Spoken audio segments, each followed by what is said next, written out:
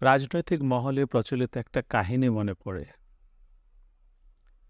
একদিন সংসদ ভবনে প্রধানমন্ত্রীর কক্ষে বসে কামরুজ্জামান, মনসুর আলী, ইউসুফ আলী, তাজউদ্দিন, মিজান চৌধুরী বসে গল্পগুজব করছেন।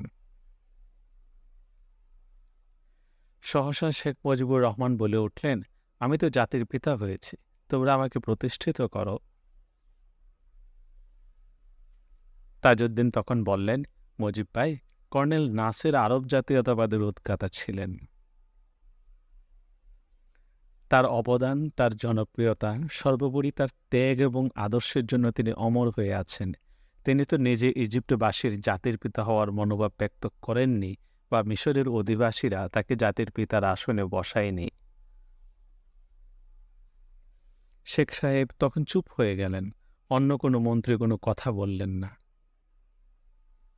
বদরুদ্দিন আহমদ, আইনজীবী, বাংলাদেশ সুপ্রিম কোর্ট, মুক্তিযুদ্ধ সংগঠক, মানিকগঞ্জ, আওয়ামী দুঃশাসনের ৫ বছর, নওরোজ সাহিত্য সম্ভার, মার্চ ২০০২, পৃষ্ঠা ৯৮।